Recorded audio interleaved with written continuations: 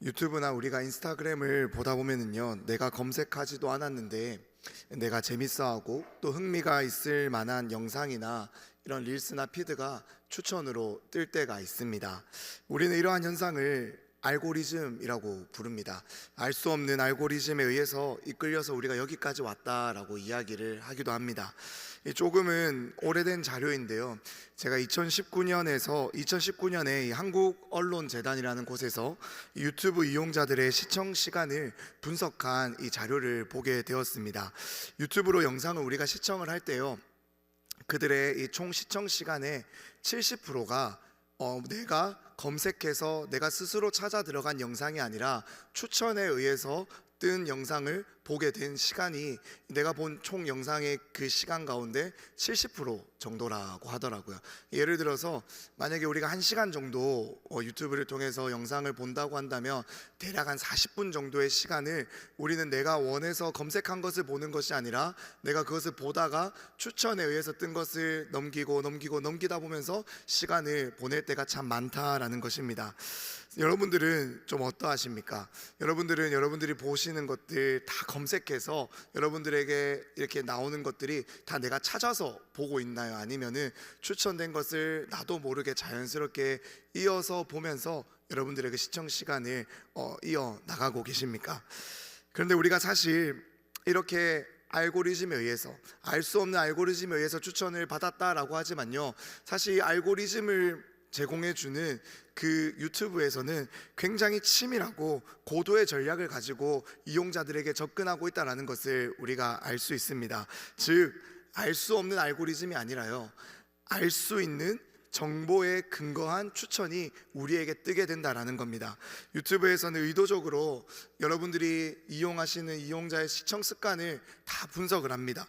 검색한 것들, 시청한 시간들, 그래서 어떠한 것들을 좋아하는지 그런 것들을 다 분석을 하는 거예요. 여러분들이 누른 좋아요, 댓글을 달았던 것들, 그런 것들을 분석을 해서요, 그래서 이용자에게 가치가 있다라고 여겨지는 것을 그 사람에게 추천 영상으로 띄우고 있다라는 겁니다. 그래서 유튜브의 관계자들은요, 이렇게 이용자들이 만나게 될 이 추천을요, 그들은 기분 좋은 우연이라고 부른다고 해요. 이 사람들이 기분 좋게, 우연인데 왜 이렇게 나에게 기분 좋은 것이 나오지? 왜 내가 좋아하는 것이 나오지? 이렇게 만날 수 있도록 그들이 치밀하게 전략을 짜서 만나게 한다라는 겁니다. 기분 좋은 우연인 것이죠. 그런데 우리가 한번 생각을 해보면요, 우리는 과연 유튜브를 볼 때만 기분 좋은 우연을 만나기를 원할까요? 사실 생각해보면은 우리는 우리가 살아가고 있는 모든 일상생활의 영역 속에서요, 이 기분 좋은 우연, 즉 익숙한 추천을 되게 선호한다라는 것을 우리가 잘 알게 됩니다. 이제 다음 달이 되면은 학기가 개강을 하잖아요. 우리 대학생 친구들 학기가 개강을 하는데, 그래서 이제 새롭게 학교를 가는 친구들이 있습니다. 보통 이쯤이 되면은 이제 서울을 가거나 부산에 가거나 여러 지역으로 가는 친구들이 종종 저에게 그 지역에 가면은 어느 교회를 다니면 좋을까요? 라고 교회를 추천받으러 물어온다라는 거예요. 그럼 제가 어느 교회를 가고 싶냐, 어떤 교회를 가고 싶냐라고 물어봅니다. 그러면 그들의 대답이 어떠할 것 같으세요? 뭐 100%는 아니지만 많은 친구들이 이렇게 대답을 합니다. 우리 교회랑 비슷한 교회를 가고 싶어요. 우리 교회 느낌과 이 사이즈와 어떠한 이런 분위기가 비슷한 곳에 가고 싶다라는 겁니다. 그래야 내가 정서적으로 그곳 가운데 잘 적응할 수 있을 것 같다라는 생각을 하기 때문이에요. 우리는 참 익숙한 것을 좋아합니다. 낯선 것을 그다지 좋아하지 않습니다. 그렇기 때문에 한번 생각해 보세요. 사실 여러분들이 지금 앉아있는 이 자리도 몇 주 전, 아니 몇 달 전, 아니 어쩌면 몇 년 전부터 그 자리가 너무 익숙해서 그 자리에 지금 앉아 있고 계신 것은 아닙니까? 그렇게 우리가 사실 생각해 보면은 누군가에게 이 추천을 한다라는 것, 누군가에게 무엇을 추천한다라는 것은 굉장히 조심스러운 일이에요.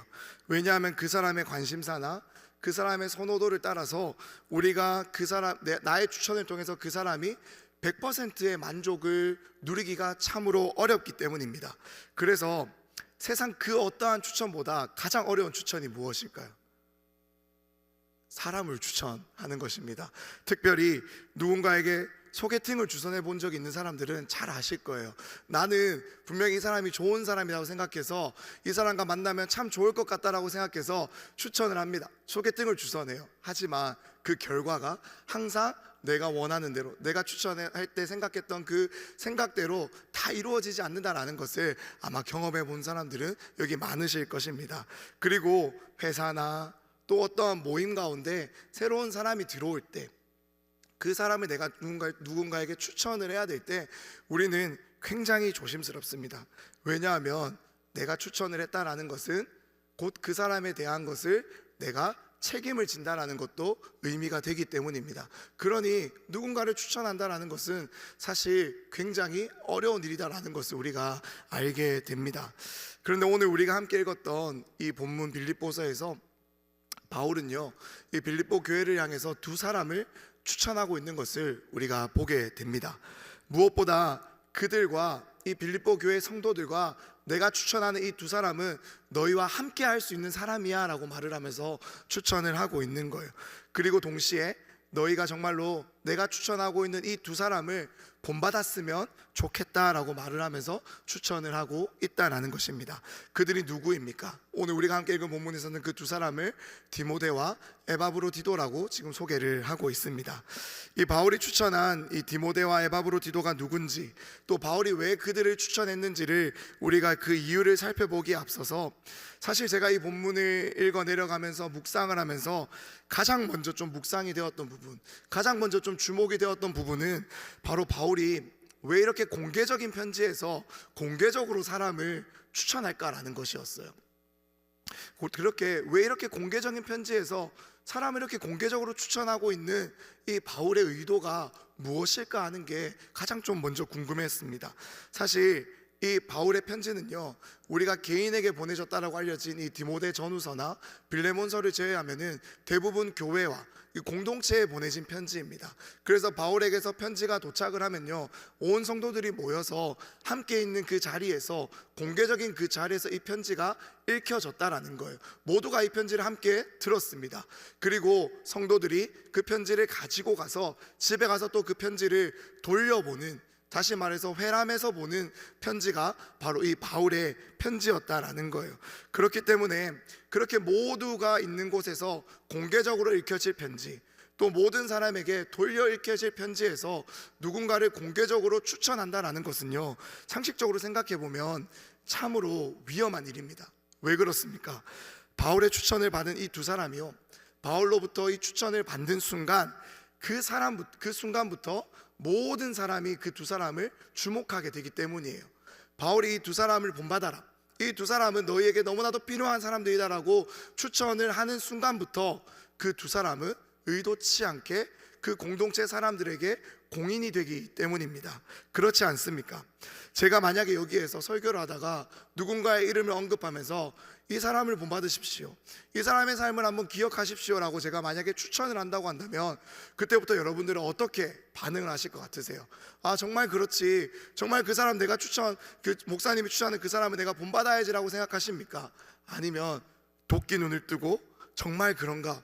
그렇지 않았던 것 같은데, 나와의 관계에서는 전혀 그렇지 않았는데 라고 생각하면서 그 사람의 어떤 허물과 티끌을 먼저 찾는 것이, 어쩌면 그것이 우리 사람들, 우리 어떤 본성에 가깝지 않으십니까? 그러니 아무리 생각을 해보아도요, 이 공개적인 편지를 통해서 공개적으로 누구를 추천한다라는 것은 사실 너무나도 위험해 보이는 일입니다. 하지만 바울은 이 디모데와 에바브로디도를 이 모든 빌립보 성도들이 볼 이 편지, 함께 읽을 그 편지에 공개적으로 추천을 하고 있다라는 거예요. 왜냐하면 바울은 이 빌립보의 온 성도들이요, 이 디모데와 에바브로디도와 같은 이러한 마음을 갖기를 원하기 때문입니다. 그래서 그들이 이 디모데와 에바브로디도와 같은 이 같은 마음을 품어서 지금 교회 안에 찾아와 있는 이 분열, 우리 이 빌립보 교회 안에 찾아온 이 깨어짐, 그래서 그 하나 되어지지 못하고 있는 그 상황이 해결되기를 원하고 있기 때문입니다. 그래서 이 빌립보 성도들을 향해서 이 두 사람을 추천하기 전에 바울은 이 빌립보서 2장 5절에서 너희가 그리스도 예수의 마음을 품어라 라고 먼저 권면을 하고 있는 거예요.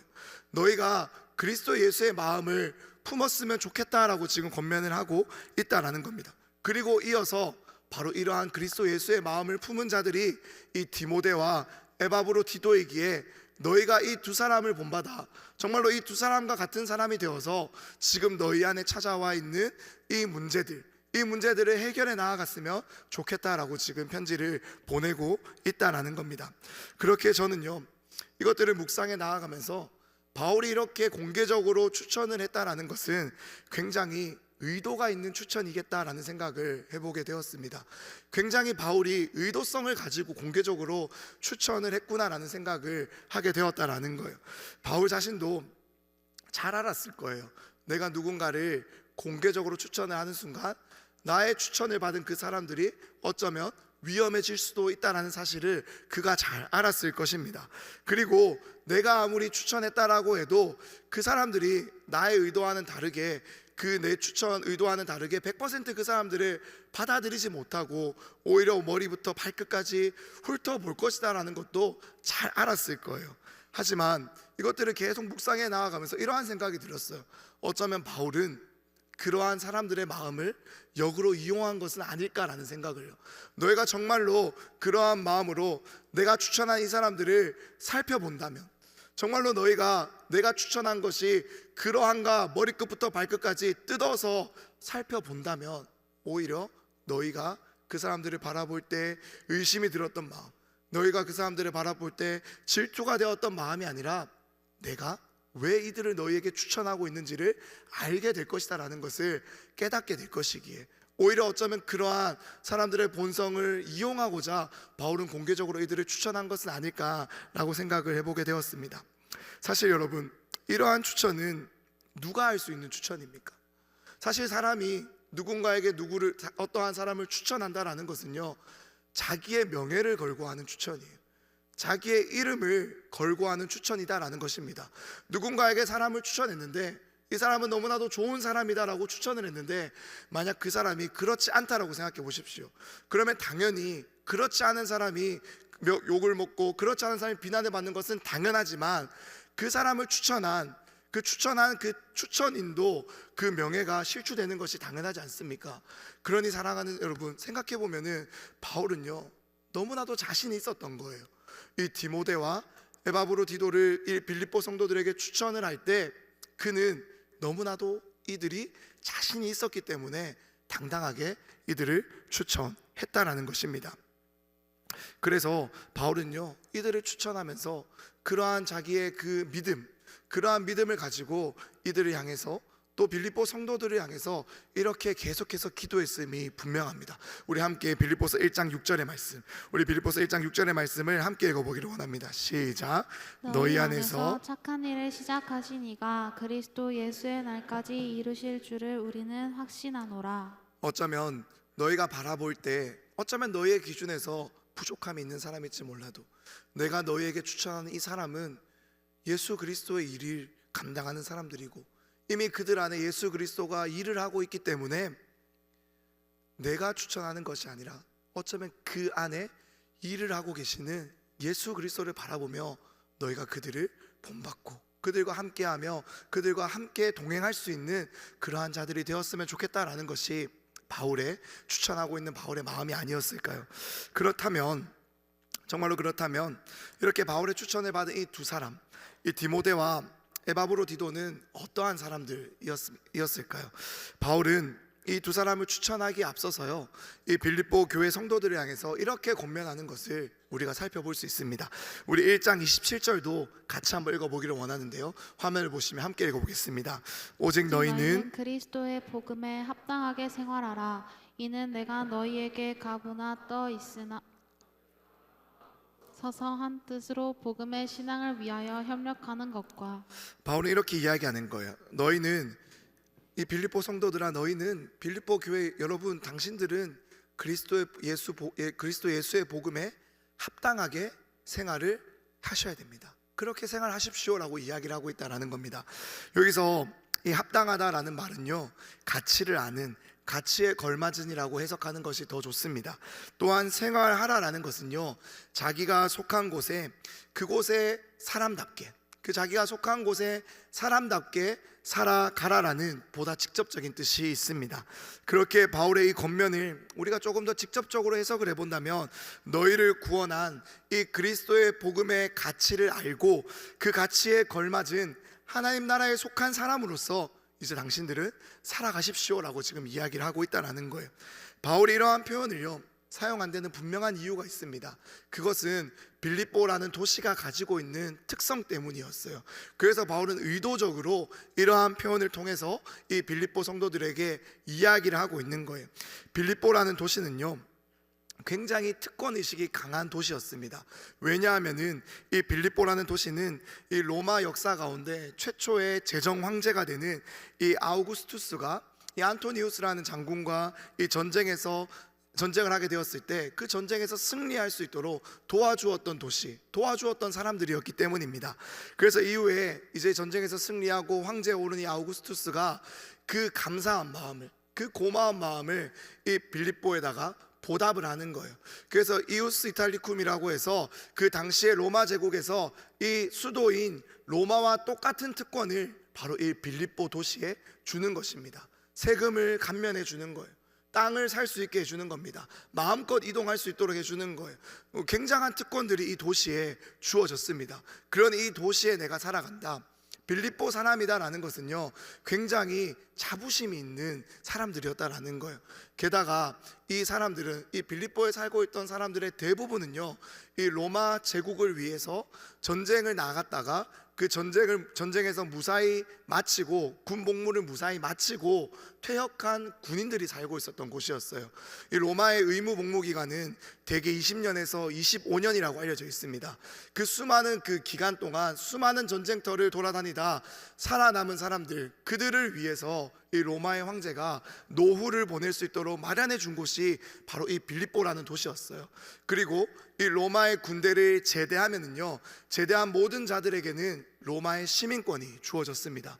그러니 이 빌립보라는 도시는 도시가 가지고 있는 그 특권도 굉장한 도시였으며, 그들은 내가 로마의 시민권자다라는 사실, 그 사실을 가지고 있었기 때문에 너무나도 그들 스스로도 자랑스럽게 여기고 있었던, 내 목숨으로 이 시민권을 샀다라는, 내 목숨으로 이 시민권을 얻었다라는 굉장한 특권의식을 가진 사람들이 살고 있던 도시가, 그리고 그 어떠한 도시보다 이 로마의 시민권자들의 비율이 높았던 도시가 바로 이 빌립보다라는 사실입니다.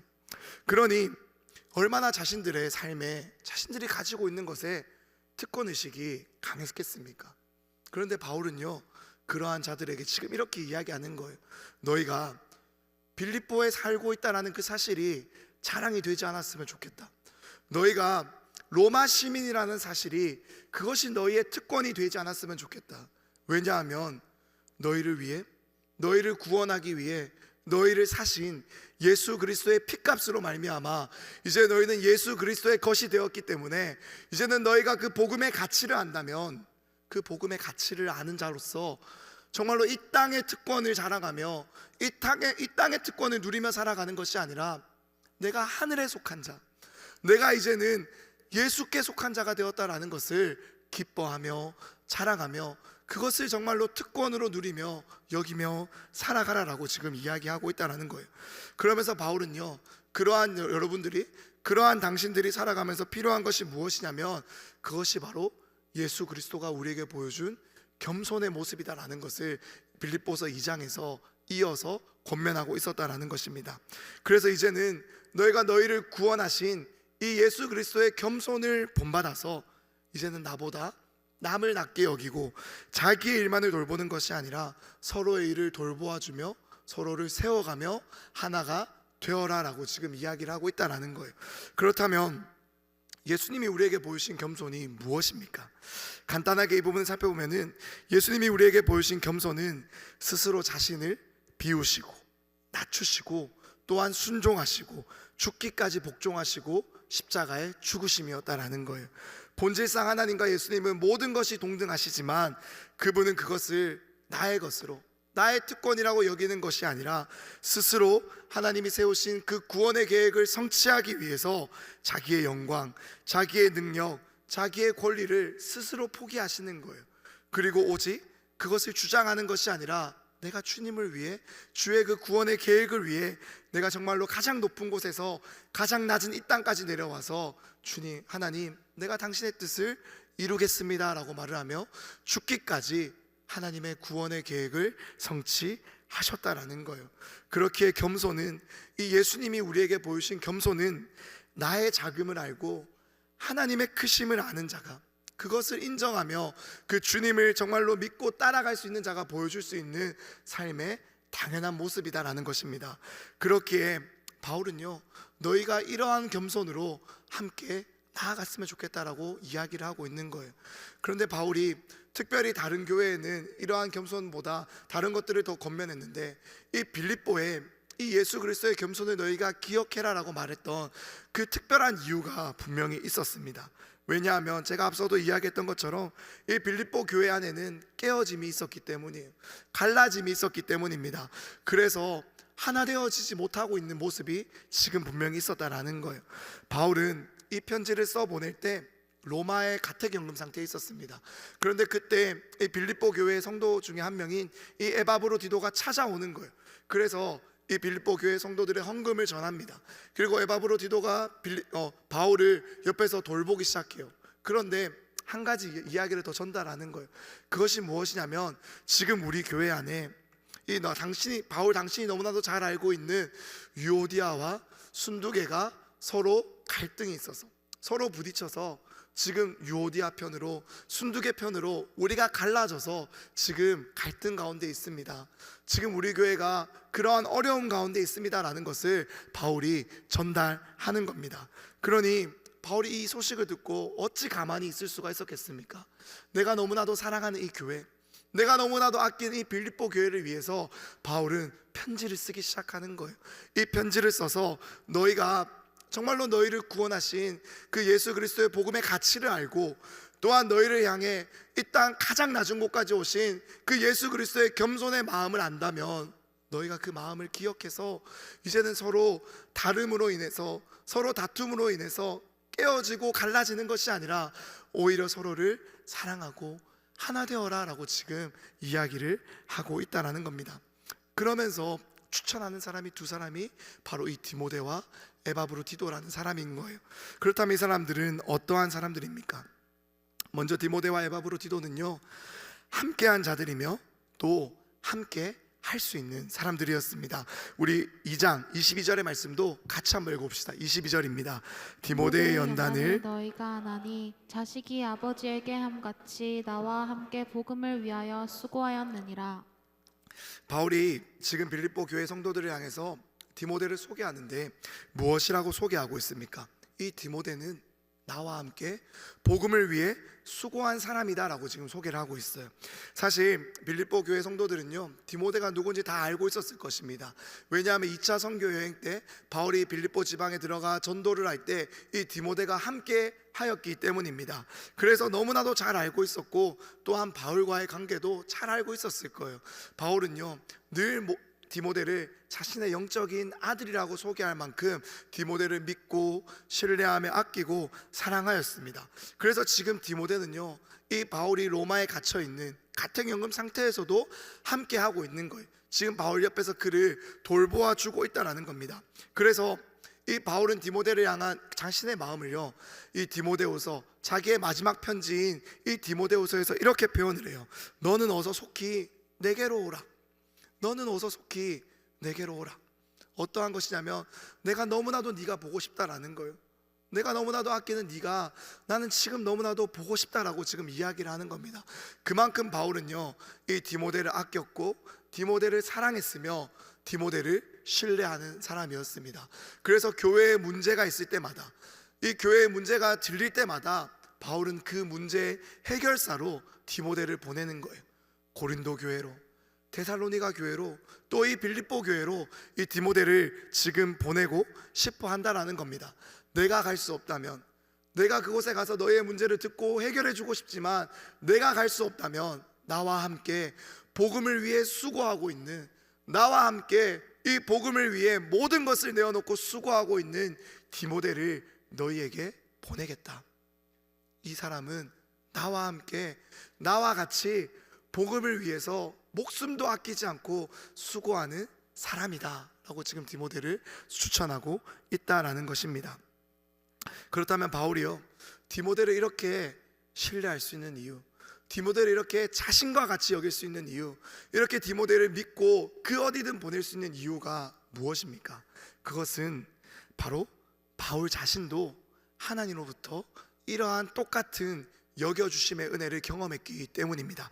디모데전서 1장 12절입니다. 나를 능하게 하신 그리스도 예수 우리 주께 내가 감사함은 나를 충성되이 여겨 내게 직분을 맡기심이니. 여기서 여기다라는 말은요, 자격이나 조건이 되지 않는 자에게 그러하다라고 인정해 주는 것을 의미하는 거예요. 사랑하는 여러분, 이것이 무엇입니까? 자격이나 조건이 되어주지 않는 자에게 그러하다라고 해주는 것, 이것이 하나님이 우리에게 베푸시는 은혜인 거예요. 이것이 하나님이 우리에게 주시는 은혜입니다. 그러니 바울은 하나님의 이 은혜를, 나를 향한 이 여겨주심을 경험했기 때문에 이제는 그가 어떠한 여겨주심을 실천하며 나아가는 거예요. 그와 함께 하는 자들, 그와 함께 수고하는 자들을 하나님이 자기를 여겨주셨던 것처럼 동일하게 여기며, 그들 또한 분명히 부족함이 있고 그들 안에 분명히 모자람이 있고 그들 안에 분명히 어려움이 있겠지만 하나님이 그러한 나를 여겨주셨던 것처럼, 죄인 중에 괴수이고 정말로 예수 그리스도를 핍박하는데 가장 앞장섰던 나를 하나님이 여겨주셨던 것처럼 나도 그들을 여겨주며 나도 그들을 믿으며 그들과 함께 할 수 있다라고 지금 이야기를 하는 것 아니겠습니까? 사랑하는 여러분, 이것이 함께하는 자들, 이것이 동력하는 자들의 당연한 모습이 아니겠습니까? 함께한다라고 말을 하면서 의심을 하고요, 동력한다라고 말을 하면서 재어보고요, 함께한다라고 말을 하면서 뒤에서는 걱정을 하고요, 동력한다라고 말을 하면서 뒤에서는 다른 생각을 품고 있다면 우리가 어찌 그 사람들과 하나 되었다라고 말을 할 수 있으며, 우리가 어찌 그들과 함께한다라고 말을 할 수 있으며, 우리가 어찌 그들과 함께 합력한다라고 말을 할 수가 있겠습니까? 우리 하나님은요, 우리를 이렇게 여겨주시는 거예요. 그리고 우리와 함께 하십니다.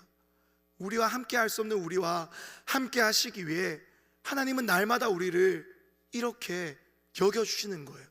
우리가 날마다 이 여겨주심의 은혜를 경험한다면 우리는 우리와 함께 하는 자들에게 동일한 이 여겨주심의 은혜로 나아갈 수 있어야 되지 않겠습니까? 그러니 바울은 디모데를 그렇게 추천하고 있다라는 사실입니다.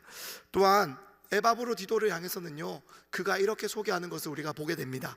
우리 25절의 말씀도 함께 읽어봅시다. 25절입니다. 그러나 에바브로디도를 너희에게 보내는 것이 필요한 줄로 생각하노니 그는 나의 형제요 함께 수고하고 함께 군사된 자요 너희 사자로 내가 쓸 것을 돕는 자라. 에바브로디도를 향해서도 이렇게 똑같이 동일하게 소개하는 것을 우리가 보게 됩니다. 자신과 함께 수고하고 함께 그리스도 안에서 군사가 되어 복음을 위해 함께 일하는 자다라고 지금 소개를 하고 있는 거예요. 사실 성경을 다 뒤져봐도요, 이 에바브로디도라는 사람이 나오는 곳은 여기가 유일합니다. 그래서 사실 에바브로디도가 어떠한 사람이지, 그가 도대체 바울과 무슨 일을 했길래, 어떠한 일을 했길래 바울로부터 이러한 평가를 받고 이렇게 추천할 수 있는 사람이 될 수 있을까 참 궁금하잖아요. 그런데 성경에 더 이상 기록이 되어 있지 않기 때문에 우리가 더욱 자세하게 알 수 있는 방법은 없습니다. 그래서 저 또한 이것을 설교를 준비하면서 에바브로디도가 어떠한 사람이었기에 이렇게 추천을 받았지 궁금해하다가 한 목사님의 설교를 좀 통해서 좀 힌트를 얻게 되었어요. 목사님께서 설교를 하시면서 이렇게 이야기를 하더라고요. 이 에바브로디도라는 사람이 어떠한 사람인지 우리가 정확하게 알 수 없지만, 만약에 그가 바울이 빌립보에 처음 들어갔을 때 로마의 감옥 가운데 갇히게 되었을 때 그 자신을 지키고 있었던 이 간수가 아닐까라는 생각을 하게 된다라는 것을요. 이 자기의 감옥을 지키고 있었던 이 간수, 그래서 이 감옥이 무너졌을 때, 죄수들이 도망갔을 때 내가 이제 죽어야겠구나라고 이렇게 생각했을 때 바울로부터 복음을 전해 듣고 온 가족이 그래서 구원을 얻게 된 이 간수가 아닐까라고 생각해 보신 적이 있다라는 것을 좀 듣게 되었습니다. 듣고 나서 생각해 보니까 그 목사님의 추측이 참 일리가 있다라는 생각을 하게 되었어요. 왜냐하면은 지금 바울이 있는 곳이 어디죠? 로마의 감옥이잖아요. 그런데 빌립보로부터 이 로마까지의 거리는요 대략 2,000km 정도가 되었습니다. 그러니 이 도보로 이 빌립보에서 로마까지 가는 데는요 빨라도 40일, 빨라도 40일이 걸렸다라고 당시의 기록에 남아 있어요. 그러니 이 40일이라는 거리를 쉬지 않고 걸어갈 수 있는 건강한 사람이 어야 했다라는 겁니다. 에바브로디도는 또한 이 빌립보 성도들의 헌금을 가지고 그가 이 길을 갑니다. 많은 액수였어요. 그 40일 동안 가는 길 가운데 어떠한 강도를 만나게 될지, 어떠한 일을 당하게 될지 알 수가 없습니다. 그러니 그 돈을 자기가 지켜낼 수 있는, 어쩌면 그러한 건강한 사람, 또한 그러한 힘이 있는 사람, 그러한 능력이 있는 자가 되어야만이 이 빌립보 교회 성도들이 원하는 이 헌금을 가지고 이 바울에게 갈 수 있었지 않겠습니까? 그러니 빌립보 교회 안에서 사람을 구했을 거예요. 누가 갈 수 있겠냐? 그럴 때 바로 이 에바브로디도가 자원하지 않았을까요? 저는 로마 감옥의 간수였습니다. 저는 군인이었어요. 그러니 감옥 생활이 어떠한 건지 잘 알고 있습니다. 또한 저는 군인이었기 때문에 체력도 좋고요. 저는 또한 군인이기 때문에 그 길을 잘 감당할 수 있습니다라고 말을 하며 그가 갈 수 있었지 않겠습니까? 사실 어쩌면 목숨을 걸고 가야 되는 일입니다. 사실 어쩌면 목숨을 잃을 수도 있는 길이에요. 그런데 에바브로디도가요, 자기가 그 길을 가는 것을 주저하지 않는 거예요. 망설이지 않는다라는 겁니다. 만약 누가 우리 안에서 이러한 큰 일을 감당해야 되는 자가 있다면, 우리 교회 안에서 누구 한 사람이 꼭 가야 되는데 그러한 위험을 무릅쓸 사람이 있다면 제가 가겠습니다. 그 일을 제가 기꺼이 감당하겠습니다라고 지금 에바브로디도가 말을 하면서 갔다라는 겁니다. 왜 그럴 수 있습니까? 그는요, 복음의 은혜를 알았기 때문이에요. 다시 말하면 하나님과 죄인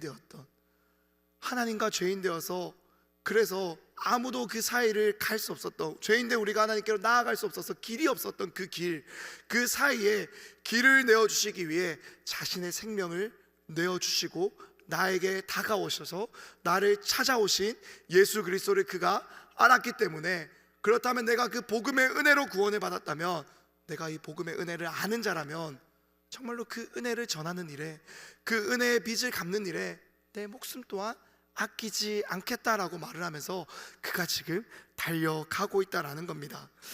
그가 아는 거예요. 정말로 예수님이 나와 하나님 사이에 다리를 놓아주시지 않았다면 나는 주님을 만나지 못했을 텐데, 그렇다면 내가 이제 그 복음의 빚을 아는 사람이라면 내가 기꺼이 그 다리가 되어주는 사람이 되겠다. 내가 빌립보 교회와 이 바울의 다리를 놓아주는 사람이 되겠다라고 지금 그가 자원을 하고 있다라는 겁니다. 그래서 그렇게 살아가다가 목숨을 잃게 된다 할지라도, 그렇게 살아가다가 내가 큰 일을 당하게 된다 할지라도 너무나도 나는 괜찮다라고 말을 하면서 이 에바브로디도가 기꺼이 그 길을 달려갔다라는 겁니다. 사랑하는 여러분, 그렇기에 디모데가 또 에바브로디도가 바울에게 있어서 이러한 추천을 받을 수 있는 사람이 아니었을까요? 바울이 디모데를 보낼 때요, 빌립보 교회를 향해 네가 좀 갔으면 좋겠다라고 했을 때 디모데가 과연 주저함이 있었겠습니까? 그는요, 그 말을 듣자마자 짐을 챙기기 시작했을 거예요. 이 빌립보 교회 안에서 바울을 향해서 갈 사람이 누가 있을까라고 했을 때 저는 에바브로디도가 주저하지 않았다라고 생각합니다. 그는 그 빌립보 교회 사람들의 이야기를 들었을 때 바로 짐을 싸서 내가 오늘이라도 출발하겠습니다라고 기꺼이 달려갔을 거예요. 왜 그렇습니까? 내가 이러한 내가 하나님께 쓰임받을 수 있다면, 정말로 하나님의 구원의 은혜가 아니면 아무런 소망이 없던 내가 하나님께 쓰임받을 수 있다면 내가 하나님께 쓰임받겠습니다. 내가 주를 위해 살겠습니다 라고 손을 들고 나아가지 않았겠습니까? 우리 그러한 마음을 담아서 정말로 우리 또한 그러한 자가 되기를 간절히 소망합니다. 우리 그러한 마음을 담아 이사야서 6장 8절의 말씀 우리 함께 읽어보기를 소망하는데요, 우리 함께 읽어봅시다. 내가 또 주의 목소리를 들으니 주께서 이르시되 내가 누구를 보내며 누가 우리를 위하여 갈고 하시니 그때에 내가 이르되 내가 여기 있나이다 나를 보내소서 하였더니. 아멘. 이렇게 디모데와 에바브로디도는 복음과 함께한 자들이며 또한 교회와 함께하였으며 무엇보다 하나님과 함께하고 언제나 하나님과 함께 할 수 있는 그러한 사람들이었습니다. 그런데 여기서 우리가 한 가지 더 주목해 볼 것이 무엇이냐면요, 26절 말씀이에요. 26절 말씀에 보면은 이 에바브로디도가요, 이 빌립보에서 바울에게 도착했을 때 얼마 지나지 않아 병이 들었던 것 같아요. 그런데 그 병에 들어 죽을 뻔했는데 그 소식을 들은 빌립보 교회 사람들이 자기를 너무나도 걱정했다라는 이야기를 듣게 되었습니다. 그때 에바브로디도가요, 자기 때문에 내가 이 교회에 걱정이 되었구나라고 생각하면서 오히려 근심을 하는 거예요. 내가 아픈 것, 그래서 내가 그것 때문에 죽게 되었다라는 사실이 그에게 근심이 아니라 내가 아프다라는 소식을 그들이 듣게 되었을 때 그들이 나를 걱정하고 있다는 사실을 그가 걱정하는 거예요. 왜 그렇습니까?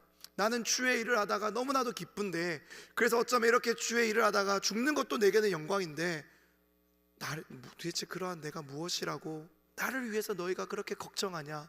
자기의 목숨도 돌아보지 않고 자기를 걱정하고 있는 이 빌립보 교회 사람들을 이 에바브로디도가 걱정한다라는 거예요. 늘 나보다 남을 낮게 여기는 마음이 그에게 있었기 때문에 나의 일을 돌보는 것이 아니라 남의 일을 돌보는 것이 어쩌면 그의 삶 가운데 너무나도 당연했기 때문에 할 수 있는 걱정이 아니었겠습니까? 그래서 바울은요, 이 에바브로디도를 다시 돌려보내며 그를 추천하며 이렇게 말하는 거예요. 30절 말씀입니다. 나를 섬기는 너희의 일에 부족함을 채우려 함이니라. 여기서 말하는 이 부족함이라는 것은요, 이 바울이 너희가 나를 섬기는 것이 정말로 부족했다라는 것을 뜻하는 것이 아닙니다. 이 빌립보와 로마는 2000km 떨어져 있다라고 했잖아요. 그러니 실제적으로 물리적으로 이 부족함이 있을 수밖에 없는 거예요. 늘 가까이서 빠르게 채워줄 수 없는 그러한 어려움이 있다라는 겁니다.